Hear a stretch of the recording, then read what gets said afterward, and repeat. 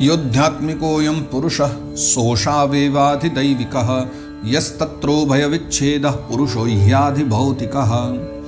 हाँ देखिए, यो अध्यात्मिकोऽयं पुरुषः सोऽशावेवाधिदैविकः। हम लोग सब ना एक जंजाल में फंसे हुए हैं।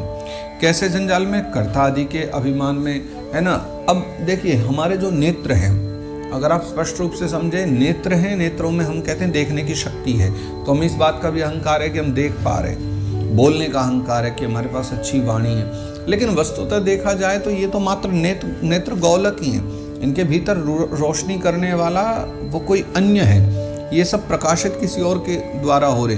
तो ये जो नेत्र आदि जो इंद्रियों का अभिमानी दृष्टा जीव है, यानी हम सभी जीव हैं जो इन इंद्रियों के कारण अभिमानी बने जा रहे हैं।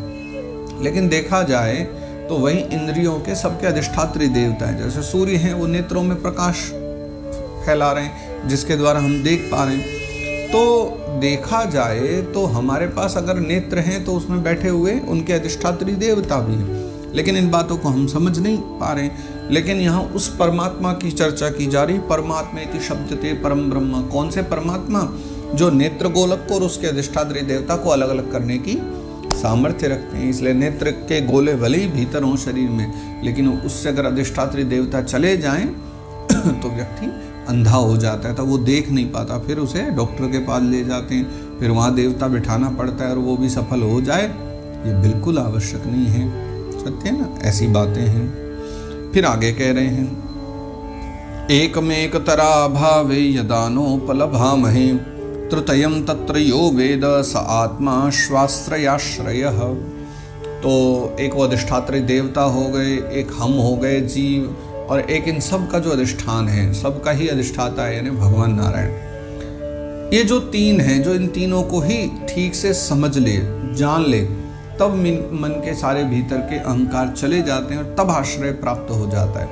लेकिन जो अहंकार में रह जाए और इन तीनों को न समझ पाए कि हाँ, ये तीनों के मिलने के बाद ही हम देख पा रहे हैं, तीनों मिले तब हम चल पा रहे हैं। क्योंकि मान लो कि अगर ये तीसरा ही ना हो, भगवान नारायण ही ना हो, अधिष्ठान ही ना हो, तो ये दोनों भी बेकार है। ना अधिष्ठात्री देवता कुछ कर पाएगा और ना हम ही कुछ कर पाएंगे। तो हमारे भीतर इंद्रियों के देवता, हमारी इंद्रियां, और फिर इन दोनों को चलाने वाला भगवान नारायण, यह जो है, जो अधिष्ठान है, उन्हीं का नाम आश्रय है। उन आश्रय तत्व के द्वारा ही संसार चलता है। तो वही मूल तत्व है, यानी परमात्मा जो अधिष्ठान है, उससे इतर कोई भी कुछ नहीं है।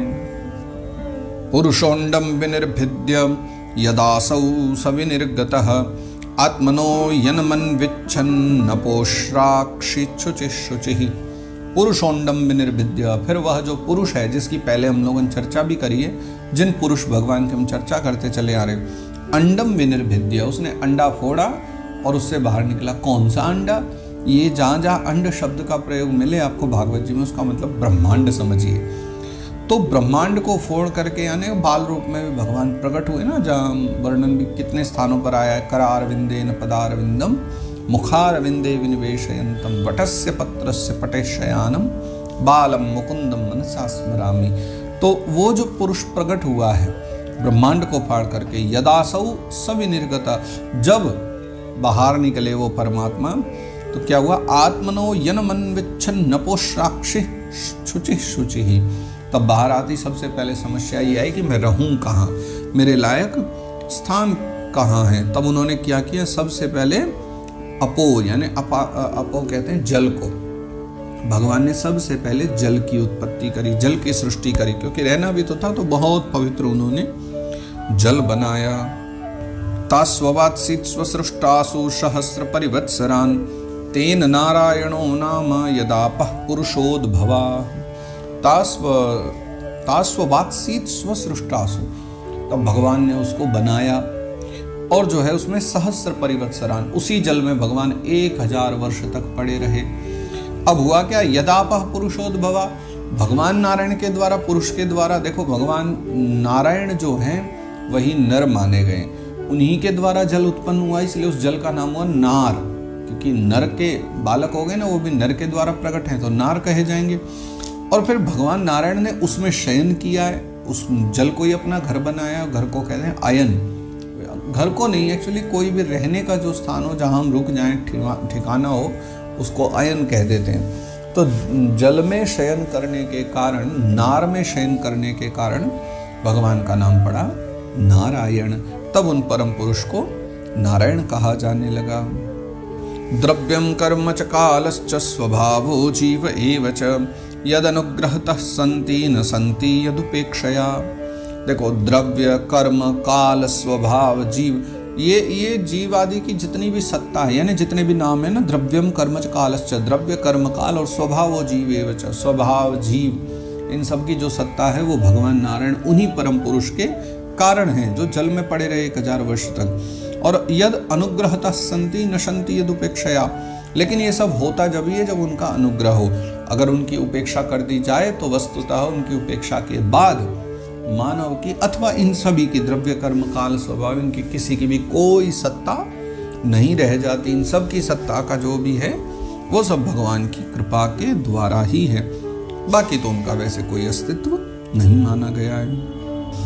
एको नानात्वमन्विच्छन् योगतल्पात् समुत्थितः वीर्यं हिरण्मयं देवो मायया व्यसृजद्रधा।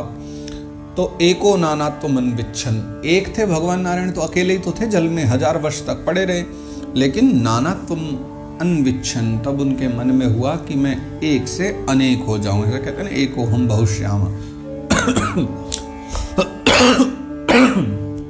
भगवान ने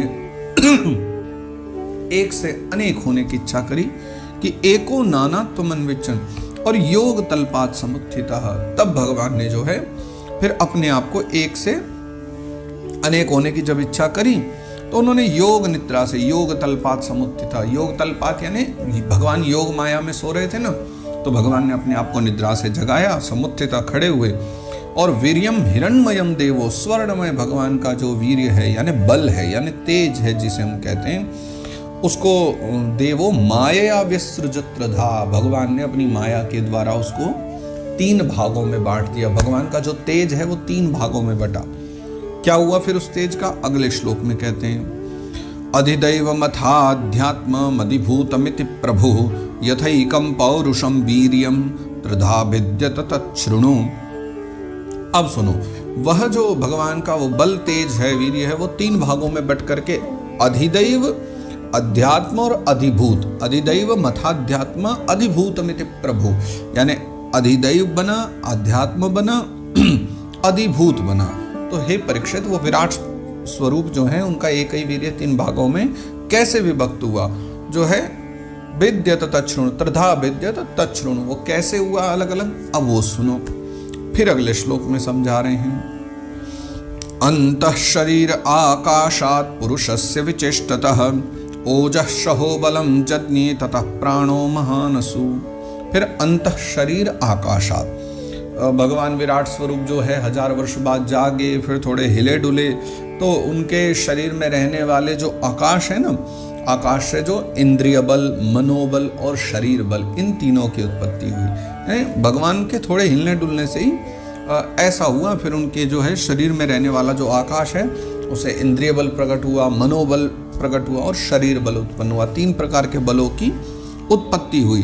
तो पुरुषस्य विचेष्टत, और फिर ओजः सहो बलम जज्ञे ततः प्राणो महानसु। ओज सहो बल वो तो हो गया, फिर ततः प्राणो, उसके बाद जो है कौन हुआ? प्राण उत्पन्न हुए, जो कि इन सब का राजा है, मालिक है। तो फिर प्राण की उत्पत्ति हुई है, अंत में प्राण प्रकट हुए। अनुप्राणन्ति यम प्राणः प्राणन्तं सर्वजन्तुषु अपानन्तम अपानन्ति नरदेवमिवानुगः नुगाः। अनुप्राणन्ति यम प्राणाम, कैसे? प्राणंतम सर्वजंतु, जैसे कोई धनवान सेठ है, उसने बहुत सारे नौकर चाकर रखे हैं, तो जैसे जैसे सेठ जी चलते रहेंगे वैसे वैसे नौकर पीछे पीछे सब चलते रहेंगे, अनुकरण करेंगे जैसा उनकी आज्ञा होगी।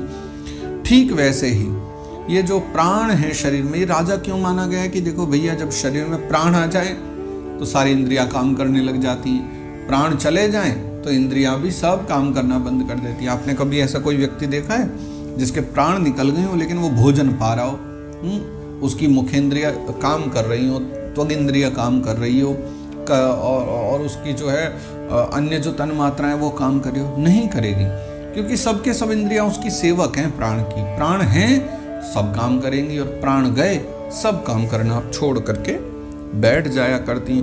सारी की सारी इंद्रियां जो हैं प्राण के होने से प्रबल और प्राण के चले जाने से सुस्त पड़ जाया करती हैं।